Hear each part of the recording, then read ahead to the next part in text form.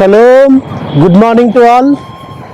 ప్రియులారా, పరమ తండ్రి మనకు అనుదినము కూడా తన జీవం కలిగిన వాక్యమును మనకు అనుగ్రహిస్తూ ఆయన జీవన వాక్యం చేత మనల్ని మాట్లాడుతూ మనల్ని బలపరిచి వస్తున్నాడు కదా. ఈ దినము కూడా ఆయన మనతో ముచ్చరించాలనుకుంటున్నాడు.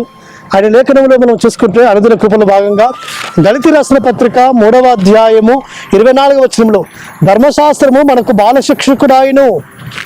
అవును ప్రియులారా, యాషువ మిస్సీయునకు నడిపించుటకు ధర్మశాస్త్రం మనకు బాలశిక్షకుడాయను. ఇప్పుడు చూడండి, మనం చదువుల్లో మొట్టమొదటిగా మనము ఒకేసారి 10th క్లాస్ చదవలేం. మొట్టమొదటిగా మనము బాలశిక్ష చదువుతాం. పూర్వపు దినాలలో బాలశిక్ష అనేవారు. ఇప్పుడు మాత్రము నర్సరీ అంటున్నారు, లేకపోతే 1వ తరగతి అంటున్నారు. కానీ అప్పుడు మాత్రము బాలశిక్ష చదువుతున్నాం అనేవారు. కాబట్టి బాలశిక్షలు అంటే మూలాలు ఇక్కడ ఉంటాయి. మొట్టమొదటిగా మన అక్షరాలు నేర్చుకునేదే ఇక్కడ.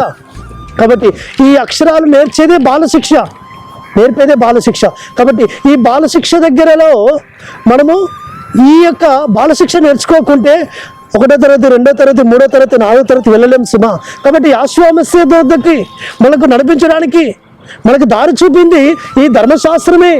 కాబట్టి ధర్మశాస్త్రం గురించి అపోస్తలుడైన పౌలు శ్రేష్టమైన మాట అంటున్నారు. ధర్మశాస్త్రము ఆత్మ సంబంధమైనది, ధర్మశాస్త్రము శ్రేష్టమైనది. ధర్మశాస్త్రము లేకపోతే పాపం అనేది ఏంటో తెలియకపోను అంటాడు.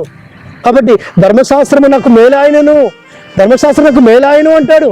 కాబట్టి మేలుకరమైనది, శ్రేష్టమైనది, ఆత్మ సంబంధమైనది, మనకు దారి చూపేది ధర్మశాస్త్రము సుమా.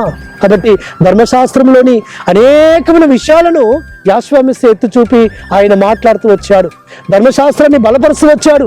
ధర్మశాస్త్రంలో ఒక సున్నైనను ఒక పొల్లైనను కొట్టువేయడానికి నేను రాలేదు అంటూ వచ్చాడు. దాన్ని నెరవేర్చడానికి నేను వచ్చానంటాడు.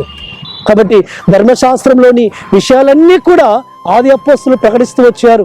ధర్మశాస్త్రంలో ఉన్న మెస్సీయను చూపించారు ఆది అపోస్తలులు.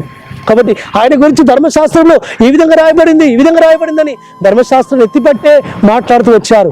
కాబట్టి ధర్మశాస్త్రం కుట్టివేయబడిందన్న మాట అది పూర్తిగా అది సత్యదూరమైనది. కాబట్టి ఈ లోకంలో ధర్మమును మనకు నేర్పుతుంది. అవును, పాపం అంటే ఏంటో తెలియపరిచేది, పాపమునకు ఇగో ఈ శిక్ష వస్తుందని మనకు తెలియపరిచేది ఈ ధర్మశాస్త్రమే. కాబట్టి అందుకే లోకంలో కూడా ధర్మం రక్షితో రక్షిత అంటారు.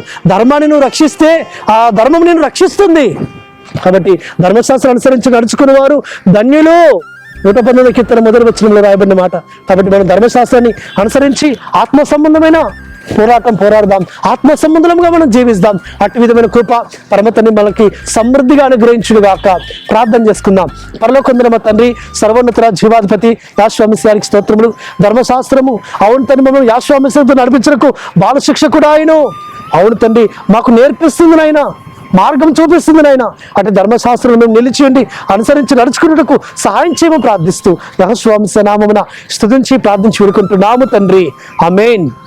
సర్వోన్నతుడు సర్వాధికారిని యాషువ మిస్సీయ కృప, కనికరము, ఆయన దయా వాత్సల్యత నిరంతరం మనకు తోడుగా ఉండి మనం నడిపించును గాక. ఆమేన్.